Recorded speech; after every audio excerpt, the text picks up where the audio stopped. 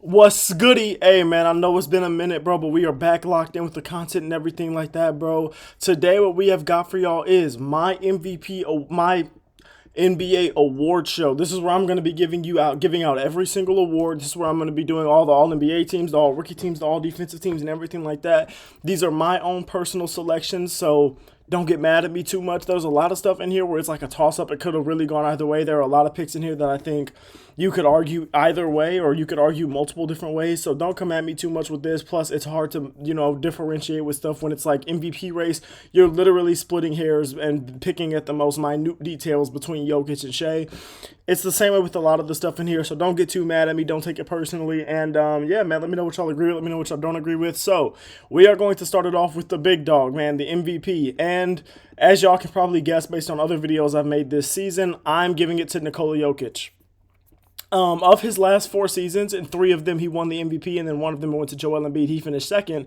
This year is his best season, not only statistically, but just based off of my own eye test. This man has been absolutely dominant this year. And I do believe that he and Shea have been the two best and the two most dominant players all year, and both have had extremely historic years. Both have done phenomenal things this season. But in a year when the race is this tight, I'm going to give it to the guy that I believe is more valuable to his team. And to me, that's Jokic. Without Jokic, the Denver Nuggets are the worst team in the league. He doesn't have another all-star teammate, whereas without Shea, the Thunder are not terrible. The Thunder aren't the worst team in the league. He has another All-NBA caliber teammate, two of them really, in Chet and J-Dub and everything like that. Those are two All-NBA caliber guys, or All-NBA caliber guys. Those are two all-defense, especially Chet is a defensive player of the year candidate guy. Like, especially if he would have been healthy this season, I think he would have had a real run in it. But that he has a better team around him. I think he has I don't know. I know there are some people who are going to diminish it with Jokic. It's like, well, if you're the MVP, why did your coach get fired 5 games before the season ended? I don't care about any of that. I'm not even factoring that into this at all. I'm just going to go ahead and I'm going to pick Jokic, but like, I'm not mad at you if you pick Shea. I picked him before the year began. He was my prediction for MVP, and I think the award will go to him, and that's not a problem at all. He has been extremely dominant. He has damn near a plus 1,000 plus minus, and if he would have played more than he didn't play in like 24th quarters. If he would have played in half of those, he probably would have had that plus 1,000 plus minus. He's been dominant. OKC has been dominant all year. I will not be mad when this award goes to him because I do believe this award is going to him. But my vote is for Jokic. And then third place, I have Giannis. Fourth, I have Tatum. Fifth, I have Steph Curry. In that fifth spot, I know a lot of people are going to go Donovan Mitchell or whatever, blah, blah, blah. It was a very tough one. We're going to talk about that more when we get to All NBA. But I'm going to give it to Steph Curry. Defensive Player of the Year. I'm giving it to Evan Mobley. We all know that this would have been Victor Wembanyama had he been eligible for the award. Prayers up to him with a blood clot and everything like that. But without him, I'm going to give it to Evan Mobley. Now, I want to say this really quickly. Draymond is second. He has a real case for first in the last two-ish months, last 8 weeks to last 6 weeks to 2 months of the season. Dude has been the best defender on the planet. He's been absolutely phenomenal. So if you want to give it to Draymond, I'm not mad at you. But for the first half of the season, Evan Mobley was a phenomenal defender. And in the second half, he dropped off a little bit, but he was still very good. Whereas Draymond in that first half was just like he was an above average defender, and I prefer and I value the full season more than everything like that. Now both are the best defensive players on very good defensive teams. But I believe that Evan Mobley's defense over the entire season is better than what Draymond's has been for the entire season. Now, if you want to go for the last 2 months, it's been Draymond. And again, I'm not mad at you if you say Draymond. Evan Mobley's just had a phenomenal year, and I think defensively he has been extremely good. Not Jared Vanderbilt, my goodness. Jared Allen's also been very good on that defensive end for them. So I know some people will say, well, he's got a lot of help with Jared Allen and everything like that. Well, and while Draymond only has Jimmy Butler really for defensive help most of the time, and the Jimmy Butler thing was only like half of the season, so I get that. I'm going to give it to Evan Mobley. I value the full year. Some other guys who got some love for this award for me, Amin Thompson. Dude is a freak defender. He's the best defender on a good defensive team, so it's a similar argument to the other guys where he's like the best defender. He's a standout, freakish defender, and he's the best defender on one of the best defensive teams in the league. He's third place for me, and if you can't tell, I do love the versatility of I love defensive guys who are versatile more often. So I love Amin, I love Dre to a lesser extent now, but Dre in his prime defensively, Kawhi in his prime defensively, and everything like that. But I just kind of felt like if I gave it to Dre over Evan Mobley, it was too much recency bias. And the Amin Thompson thing, I just don't. His defense is insane, and he might be the best defender in the league, genuinely. for me, I wasn't watching enough of him, especially earlier in the season, to be able to warrant putting him over Evan Mobley or Draymond Green. Whereas I watched those guys way more consistently, especially throughout the course of the season, not just recently. Fourth and fifth for me would be Dyson Daniels and Jaren Jackson Jr. Jaren Jackson was was first for a little bit, and he was second behind Evan Mobley right after the Vic injury happened and everything like that. He has fallen off a little bit, and I think the Grizzlies have just fallen off so much that it makes him look a little worse than he really is, but he still gets love here. Next, Rookie of the Year. I'm going to give this to Stephon Castle. Now, this is another one. The first three we've done have all been super tough, super toss-up decisions. This is tough because recently a ton of rookies have been playing well. Zachary Ricochet has been phenomenal over the last couple of months. Alex Sarr over the last couple of weeks has been having some good games. Jalen Wells for that first half of the season was amazing, was doing phenomenal things, especially defensively. He was doing really, and defensively and from beyond the arc on offense, he was doing phenomenal things. So those guys are all in here for me as well, but I'm going to give it to Stephon Castle. I know a lot of people are going to hate on it because of his efficiency and everything like that. The two things I have to say about that, first of all, this is a rookie guard. Rookie guards never have great efficiency. 99% of the time, they never have great efficiency. Second of all, over the last month, 6 weeks, 2 months, he has had to carry such a massive load for the Spurs because De'Aaron Fox has been out, Victor Wembanyama's been out, so he's been doing so much of just like the scoring, the offensive stuff, and everything like that. So it makes sense that he would have a some lower efficiency numbers.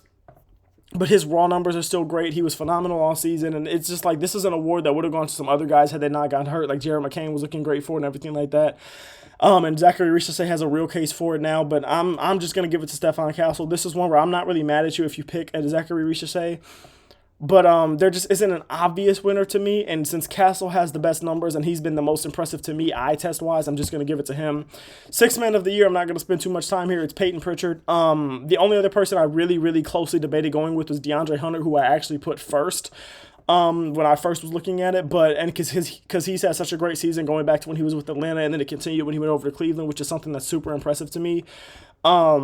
But Pritchard's also had a great season. He's been shooting 40% on 8 threes per game. He's always playing in a high-stakes position because there are games where he has started for Boston, and then in Boston you're coming off of a championship. So the expectations for him are higher, especially when you're being that sixth man off the bench. I just think he's done this for the entire year more consistently and in bigger moments. But it was really close between him and DeAndre Hunter. And then after that, shout out to Naz Reid, Malik Beasley, Ty Jerome, who apparently in a weird way isn't eligible for this award, which I'm not even about to get into right now because I don't even fully understand it. But shout out to Naz Reid, Malik Beasley, and Ty Jerome for this award as well. Most improved player. I went Dyson Daniels here. What he's been doing with steals is just phenomenal. He went from a guy that with the Pelicans wasn't getting much PT at all, and now he's been so good for the Hawks all season. He's literally having the greatest steal season we've ever seen. He's also gotten better in, if not every single counting stat, it's almost every single counting stat, so that's phenomenal as well. And he's just been doing it too. He's just been doing these things on like a much bigger scale. Now, don't get me wrong, Atlanta's not a contender or anything, but they are a solid team, and he's been the best defensive player on that team by far, and he's been probably the most fun player to watch on that team. He's not the best because Trae Young is phenomenal, but from going to a guy that wasn't really getting minutes on the Pelicans to being the second best player on the Hawks, with Jalen Johnson out, the second best player on the Hawks, that's phenomenal. Cade has been great this year, but y'all know how I feel about giving it to guys who are former first overall picks, former top picks who just blossomed into what we expected them to be, or all-stars blossoming into superstars. I don't really like that. If Norman Powell was eligible here, my vote would have gone to him because I think what his season was the definition of a most improved player of what the award is supposed to be. And another Clipper that I can give some love to for this award is Zubac, who's been absolutely phenomenal this year. He didn't really... I think he did make my All-NBA third team, but dude, Zubac is just somebody that I have to shout out in general. He's been phenomenal this year. Actually, he didn't make my All-NBA third team, but he's been phenomenal this year. We're going to talk more about him when we get to the All-NBA stuff, obviously, but just shout out to him. And then another guy in LA, shout out to Austin Reeves, who gets a lot of love from me here. He didn't make it to my top 3, but shout out to him. Clutch player of the year, easily Jalen Brunson. I don't even need to talk about it too much. It's really Jalen Brunson, Jokic, Steph Curry, I think are the 3 guys, and it's like Jalen Brunson, Jokic, and then those are really the 2 guys for me, and I'm just giving it to Jalen Brunson. This has been decided for me for a long time, and it makes sense. He's been out for a long time. Well, he's back now, but he was out for a while. This one has been decided for me for a long time. Jalen Brunson's been phenomenally clutch. It goes to Jalen Brunson. Coach of the year. Now this MVP and probably defensive player of the year are the three that I had the toughest time. And six man was tough too, but those are the three that I had the toughest time doing. And this one might be the hardest one out of all of them. I gave it to JB Bickerstaff. And like I said, I had a very hard time here. It was really between him and Kenny Atkinson. Especially a big reason why I was really considering Kenny Atkinson and why Kenny Atkinson did almost get the vote here for me, and why I'm not mad if he gets the vote for you. This is an award that usually goes to a coach on a top seed, but dude, what the Pistons turnaround has been, it's been so historically great that I have to give them some love here, and I have to give this to JB Bickerstaff. Now, Monty Williams was basically seems like he was never supposed to be there. He did a terrible job, and the team did get better in the offseason, but a lot of what has gotten better over there has been JB Bickerstaff just instilling this core, this what am I trying to say? Instilling this energy. I can't think of the word right now, but this energy, kind of this theme of this team with the defense and everything like that, just setting that. Dude, identity. He set the identity of that team. He gave that locker room some culture, everything like that. So he did some great things there. He has made Cade has been great this season, and Cade was always good, but the jump of Cade has been great. He's gotten the most out of guys like Malik Beasley, and he turned this team from literally the worst record in the NBA and the worst losing streak of all time to a 6 seed that is a sleeper team in the East to make some noise in the playoffs. That's insane. And for me, it just kind of depends what you value more. Do you value more a guy getting the most out of guys that we didn't know what the most of them look like Evan Mobley, like Darius Garland, everything like that, and turning a team that was already good into great, which is what Atkinson did? Or do you value turning the franchise around in 1 year from the worst team in the league to a playoff team? And the most wins from season to season, the biggest win differential from season to season that any team's ever had on a positive note. I value the latter more than the former, but it's up to you, man. And then some other guys who really got some love for me here. Ime Udoka was my third, and then fourth was JJ Redick, who gets some real love for me here. So now we get to the teams, man. This is all NBA teams, all defensive teams, and then finally all rookie teams. First, for all NBA 1, y'all already got this one. I did my top 5 for MVP. It's Jokic, it's Shea, it's Giannis, it's Tatum, it's Curry in that order. For that 5th spot, like I said, I did give Donovan Mitchell some thought. I gave Anthony Edwards a ton of thought. But I give it to Curry. I just value what he did carrying his team and everything like that more than Donovan Mitchell, who has been just the best player on the second best team in the league. And then Anthony Edwards did a good carry job as well, but he has a better supporting cast than what Steph Curry had for most of the year. Dude was getting triple teamed and everything like that and was still shooting crazily efficient on a crazy amount of threes. Even this year is his lowest efficiency year since his rookie year, and it's still nuts. He's been phenomenal, especially when you consider his age, when you consider how bad that team was up until the Jimmy Butler trade, when you consider how dominant the team and he has been since the Jimmy Butler trade. Literally just as I finished speaking, he just dropped 36 points, and it was an OT loss versus the Clippers, but he dropped 36 points after having a bad first half, and he just dominated in the fourth quarter in OT. I can't say too much about that, bro. That's just the type of stuff I value. Now, this is Curry bias because he's my favorite player in the league, my second favorite player of all time. So if you put Anthony Edwards or you put Donovan Mitchell, I'm not mad at you here. Second team, this is where we have Anthony Edwards, Donovan Mitchell, another guy that people might have put on that All-NBA first team. LeBron James is here for me.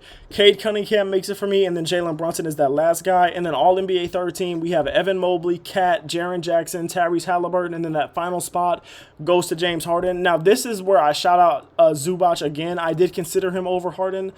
I give it to Harden more because I feel like Harden is kind of maybe more valuable to the team, especially offensively, just because a lot of what Zubac gets scoring wise and stuff like that has to do with what James Harden does, but at the same time, a lot of the assists that James Harden gets is to Zubac in that pick and roll or comes out of that Zubac pick and roll.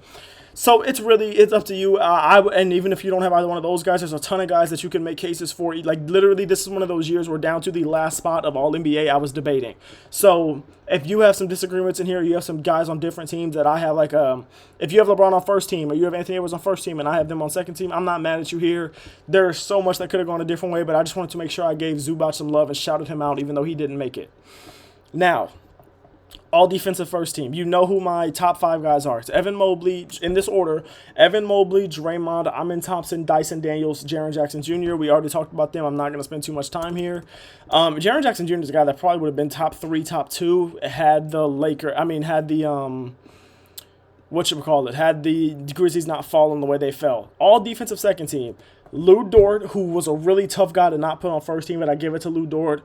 Rudy Gobert, OG Anunoby, Zubac, which is where this is where I give him some more love, and then Tumani Kamara. Tumani Kamara is one of those guys where I value his defense so much because he's not on a team that is good defensively. He doesn't have other good defenders around him, and when you can stand out that well and you can make your defensive presence known in that way when the rest of the guys on the court with you most of the time are not very good defenders to plus defenders at all. That's extremely impressive to me. Now, don't get me wrong, they do have some other good defenders over there, Robert Williams and stuff like that. But I'm just talking about where, like, he is very clearly the best defensive player on his team. I really wanted to get him on this list. You could have other guys, and, like, there are for sure other guys you could put here. But I give it to him, especially because he's one of those guys where it's just like you're not going to hear his name when it comes to these conversations. And nobody was expecting to hear his name when it came to these conversations going into the year. And you're not going to hear it a lot, especially through the top media. So I'm going to give him some love. Finally, all rookie first team. Stephon, you already know the top four guys for me. It's Stephon Castle, Zachary Richardson, Alex Sarr, Jalen Wells. The fifth guy for me is Modest Buzelis, who I didn't. This is kind of where things I didn't really care too much about him because it's like Modest has really just been hooping over the last. More recently, whereas earlier in the year he was kind of struggling a little more. But it's just like with these rookie teams, I didn't care too much. Like I could put Yves Messi or something on that team over him, and you could very well argue that, but I have Yves Messi on my second team, which is whatever. So second team, Yves Messi, Bub Carrington, Zach Edey, Khalil Weld, Donovan Killian. That's it. Not too much to talk about there because I don't really care to talk too much about all rookie second team because I don't think I should have to. I don't think I'm really leaving anyone off or missing anything that I wanted to talk about, but those are my All-NBA teams. It's my awards, my everything like that. So let me know what y'all think about it. Let me know what y'all award shows looking like. Let me know what y'all All-NBA teams are looking like. If you had any award or if you had any guys that I didn't mention on wherever in this award show that you guys did want to talk about, put them down in the comments. Talk to me about it on Twitter. I'm always trying to talk to you guys more. We are going to be having some more content coming in these next few days, especially with the playoffs starting. So in these next few months, it's going to be a lot of content getting flooded to you guys. Hopefully you guys are enjoying. And like I said, I'm sorry for taking a long break, but we are back locked in now. All right. I love y'all. Appreciate y'all. All glory to God. Thank you for watching.